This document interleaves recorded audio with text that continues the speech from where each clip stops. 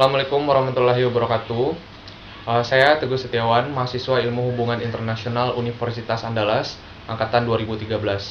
Di sini saya akan mempresentasikan hasil penelitian saya yang berjudul Upaya Diplomasi Budaya Indonesia melalui Rumah Budaya Indonesia di Malaysia. Indonesia adalah salah satu bangsa yang memiliki keragaman budaya yang sangat banyak. Mulai dari Sabang sampai Merauke, Indonesia kaya akan budaya dengan keberagaman suku dan etnis adalah sumber dari kebudayaan Indonesia tersebut. Kebudayaan tersebut bukanlah suatu kemiskinan bagi Indonesia, tetapi merupakan suatu kekuatan oleh bangsa Indonesia untuk berhubungan dengan negara lain dalam tatanan dunia internasional. Budaya menjadi identitas dari bangsa Indonesia yang mencerminkan kepada negara lain bahwa Indonesia itu seperti, dan budaya Indonesia itu memiliki nilai-nilai yang sampai saat ini masih dipegang oleh masyarakat Indonesia, yang menjadi pedoman bagi bangsa Indonesia dalam berperilaku dan dalam berhubungan dalam sosialnya.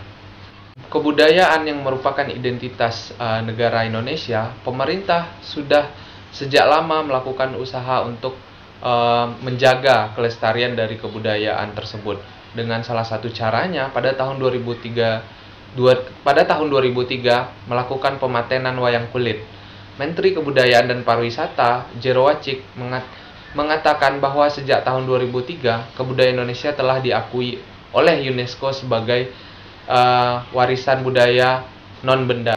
Di samping isu pengklaiman budaya yang terjadi antara Indonesia dan Malaysia, konflik antara Indonesia dan Malaysia pun sebelumnya sudah banyak terjadi. Di antaranya perebutan wilayah Sipadan Ligitan dan juga proses dan rencana integrasi wilayah Kalimantan Utara oleh Malaysia. Dan ini membuat hubungan antara Indonesia dan Malaysia itu mengalami naik turun, yang menyebabkan hubungan diplomasi antara kedua negara sering terjadi konflik. Walaupun hubungan antara Indonesia dan negara Malaysia sering terjadinya konflik, namun hubungan kedua negara ini banyak mendapatkan keuntungan. Di antaranya seperti Indonesia dengan pengiriman tenaga kerja ke Malaysia, itu sedikit banyaknya sudah membantu perekonomian bangsa Indonesia. Dan juga itu memberikan keuntungan kepada negara Malaysia yang memiliki keterbatasan sumber daya manusia, sehingga mereka itu memiliki hubungan saling ketergantungan. Selanjutnya, Indonesia dan Malaysia yang berbatasan laut itu memiliki kekayaan laut yang sangat besar, sehingga itu menjadi peluang bagi kedua negara untuk menjalin kerjasama untuk menguntungkan kedua belah pihak untuk mendapatkan sumber daya alamnya. Indonesia melakukan soft diplomasi dengan memanfaatkan budaya yang sangat beragam tersebut. Kenapa Indonesia harus melakukan tersebut? Karena mencontoh dengan negara-negara lain seperti Korea Selatan yang telah mendirikan Korean Culture Center di Jakarta, dan juga seperti Belanda yang telah mendirikan Erasmus Huis-nya di Indonesia, dan juga Amerika Serikat yang telah mendirikan American Corner di beberapa universitas di Indonesia. Dan dengan latar belakang tersebut, penulis ingin melihat bagaimana upaya diplomasi budaya Indonesia melalui Rumah Budaya Indonesia di Malaysia. Dengan tujuan penelitian untuk mengetahui upaya dari Indonesia melalui Rumah Budaya Indonesia di Malaysia dalam mempromosikan budaya Indonesia dan memperbaiki hubungan kedua negara. Menjawab pertanyaan penelitian, saya menggunakan konsep diplomasi budaya. Diplomasi budaya secara konvensional adalah usaha dari satu negara untuk mencapai kepentingan nasionalnya. Sumaryo Suryokusumo mengatakan, diplomasi adalah kegiatan politik yang termasuk ke dalam bagian dari kegiatan internasional yang saling berpengaruh dan kompleks. Diplomasi budaya menurut Milton Cummings adalah sebagai pertukaran ide, informasi, seni, serta aspek kebudayaan lainnya dengan tujuan untuk menjaga sikap saling pengertian antara satu negara dengan negara lain maupun antar masyarakatnya. Dan dalam praktik diplomasi budaya memiliki tujuan untuk mempengaruhi pendapat umum dan masyarakat guna mendukung suatu kebijakan politik luar negeri tertentu. Dalam literatur yang berjudul A Greater Role for Cultural Diplomacy, Simon membagi elemen dasar diplomasi budaya ke dalam 4 kategori. Elemen tersebut yang pertama adalah actors and government involvement. Jadi, di sini adalah aktor dan keterlibatan pemerintah. Diplomasi budaya merupakan praktik diplomasi yang dilakukan oleh pemerintah, yang dimana sedikit banyaknya itu secara langsung ataupun secara tidak langsung melibatkan Kementerian Luar Negeri.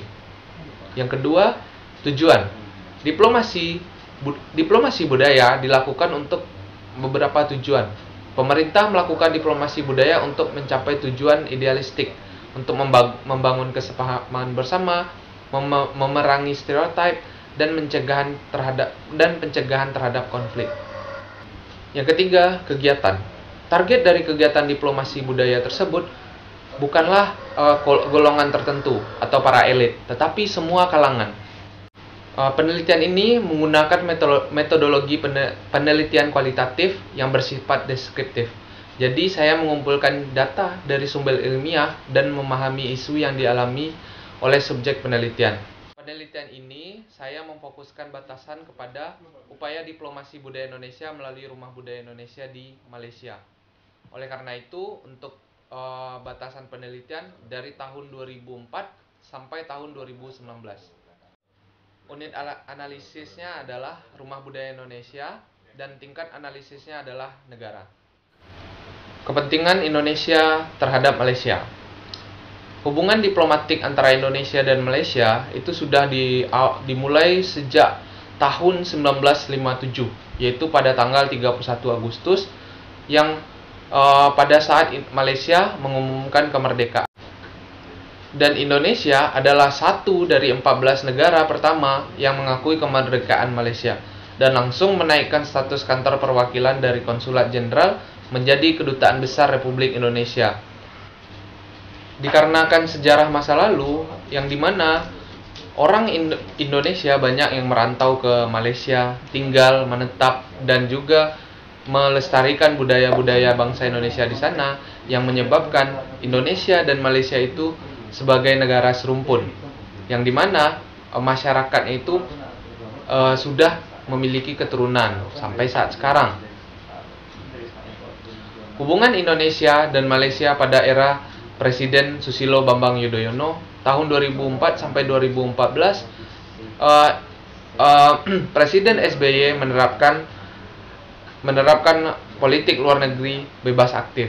Jadi setiap permasalahan atau konflik dengan negara lain itu Presiden SBY melakukan diplomasi tanpa melakukan konflik yang berarti. Pada masa pemerintahan Jokowi, diplomasi kebudayaan diperkuat dengan memperkuat fondasi kebijakan diplomasi publik yang berdasarkan pada pilar ketiga dari Trisakti, yaitu pilar budaya.